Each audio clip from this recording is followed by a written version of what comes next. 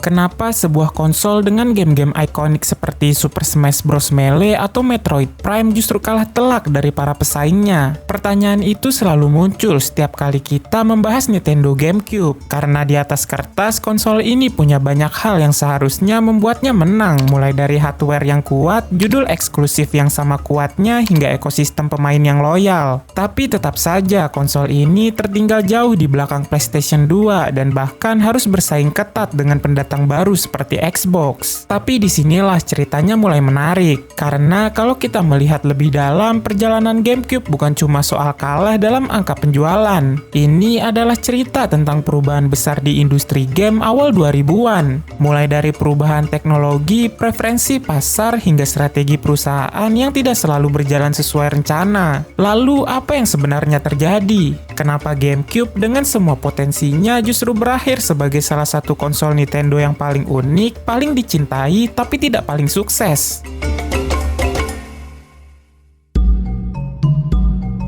Setelah era Nintendo 64, Nintendo terus melangkah ke generasi berikutnya di pasar konsol rumahan. Dan meskipun industri ini sudah penuh dengan pesaing besar, Nintendo tetap melanjutkan tradisinya, yaitu mengembangkan konsol baru. Karena itulah Nintendo menggandeng ArtX, sebuah perusahaan semikonduktor yang dibentuk oleh sekitar 20 mantan pegawai Silicon Graphics atau SGI. Kolaborasi ini mempertemukan Nintendo dengan tim yang sudah berpengalaman di dunia komputasi grafis. Dari kerjasama itu, ArtX kemudian merancang chip grafis Flipper, komponen utama yang menjadi pusat sistem grafis GameCube. Jadi sejak awal, fondasi visual GameCube memang dibangun langsung oleh tim ArtX. Dan ketika desain GameCube mulai dirancang, Nintendo memberi arahan yang sangat jelas bahwa konsol ini harus efisien dan terjangkau. Dokumen desain resminya bahkan menyatakan bahwa cost is of utmost importance, sambil tetap memperhatikan ukuran perangkat atau space. Karena fokus itulah Nintendo memilih arsitektur prosesor RISC yang sederhana. Dengan arsitektur ini, proses pembuatan game bisa berjalan lebih mudah, terutama bagi para developer yang ingin mengembangkan gamenya di GameCube. GameCube pertama kali dirilis di Jepang pada 14 September 2001. Lalu konsol ini hadir di Amerika pada 18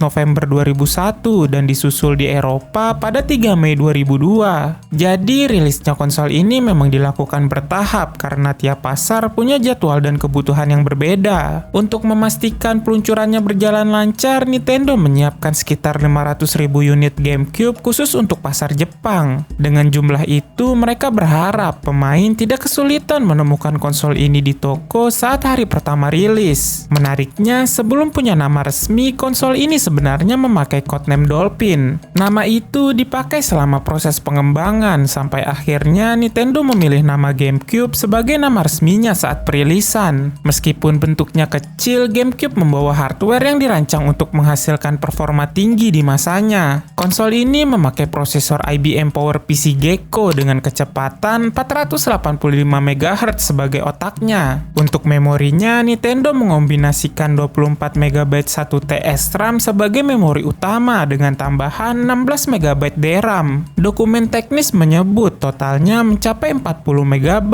dan pembagian ini memang dibuat agar sistem bisa tetap cepat sekaligus stabil. Media penyimpanannya pun berbeda dari pesaingnya. GameCube menggunakan mini DVD berukuran 8 cm dengan kapasitas sekitar 1,5 GB. Format ini adalah standar khusus Nintendo sehingga konsol hanya dapat membaca game yang dibuat untuk platform tersebut dan tidak berfungsi sebagai pemutar DVD biasa. Di bagian konektivitas, GameCube menyediakan 4 port controller dan 2 slot kartu memori. Dengan begitu, pemain bisa langsung memasang kendali tambahan atau menyimpan progres tanpa perlu perangkat eksternal lainnya. Konsol ini juga memiliki 2 high-speed serial port yang dipakai untuk aksesoris seperti broadband adapter atau modem adapter yang mendukung beberapa game dengan fitur online. Sementara itu, desain fisiknya dirancang agar ringkas dan mudah dibedakan. GameCube hadir dalam bentuk kubus dengan dengan ukuran sekitar 150 x 110 x 161 mm, yang kemudian membuat konsol ini memiliki visual yang unik jika dibandingkan dengan konsol lain di era tersebut. Saat GameCube pertama kali rilis, salah satu game yang langsung hadir sebagai judul awal adalah Luigi's Mansion. Game ini menjadi pembukaan penting karena memperlihatkan arah baru Nintendo dalam menampilkan karakter ikoniknya, termasuk Luigi yang akhirnya mendapat sorotan utama. Selain itu, perpustakaan GameCube juga berkembang cukup besar. Berdasarkan daftar lengkap dari Moby Games, konsol ini memiliki 627 judul game yang tercatat di platform tersebut. Angka ini menunjukkan bagaimana GameCube tetap mendapat dukungan konten yang luas sepanjang siklus hidupnya, meskipun berada di tengah persaingan konsol generasi ke-6. Di antara ratusan game itu, ada beberapa judul dari game eksklusif buatan Nintendo yang menjadi pilar utama dari identitas GameCube. Salah satunya adalah Super Smash Bros. Melee. Game ini hadir sebagai game pertarungan yang sangat menonjol dan menjadi salah satu judul paling dikenal dari konsol ini. Beberapa game penting lainnya juga ikut membentuk reputasi GameCube. Salah satunya ada Metroid Prime yang membawa pendekatan baru pada seri Metroid melalui gaya aksi petualangan 3D. Selain itu juga ada Pikmin yang menawarkan pengalaman strategi real time yang berbeda dari game-game lain. Kedua judul ini tercatat sebagai bagian penting dari perpustakaan game resmi dari GameCube. Selama masa produksinya, Nintendo berhasil menjual sekitar 21,74 juta unit GameCube. Angka ini memang cukup besar, namun posisi GameCube di pasar saat itu tetap tidak stabil karena ia harus bersaing langsung dengan PlayStation 2 dan Xbox. Kedua konsol tersebut sudah lebih dulu menguasai pasar dengan ekosistem game yang lebih besar dan penyebaran yang jauh lebih cepat. Selain itu, dari sisi teknis, GameCube juga menawarkan keputusan desain yang cukup berbeda. Konsol ini memakai mini DVD berkapasitas sekitar 1,5 GB, bukan DVD standar yang digunakan para pesaingnya. Kapasitas yang lebih kecil inilah yang membuat para developer harus menyesuaikan ukuran data game mereka, sehingga pada akhirnya ikut memengaruhi cara pasar melihat GameCube. Karena kombinasi faktor-faktor tersebut, mulai dari persaingan yang sangat ketat hingga keterbatasan media penyimpanan, GameCube pun berada dalam posisi yang sulit untuk mengejar para kompetitornya. Salah satu warisan GameCube yang paling menonjol adalah kemunculan seri Pikmin, sebuah game strategi yang dirancang dan diterbitkan langsung oleh Nintendo untuk GameCube. Pikmin pertama kali dirilis pada 26 Oktober 2001, sehingga game ini masuk sebagai salah satu judul awal GameCube dan langsung melekat dengan identitas konsol tersebut. Dalam Pikmin, para pemain mengendalikan makhluk yang digambarkan sebagai plant animal creatures, yaitu makhluk berbentuk seperti tanaman tetapi bersifat hidup. Karena Pikmin adalah game original dari GameCube, kehadirannya menunjukkan bahwa Nintendo menggunakan konsol ini sebagai media untuk mengekspresikan ide-ide konseptual yang lebih eksperimental dalam genre strategi. Hingga saat ini, Pikmin tetap menjadi bagian penting dari warisan GameCube. Game ini tidak hanya melahirkan sequel, tetapi juga menjadi simbol dari kreativitas Nintendo di era GameCube. Lalu, pada 19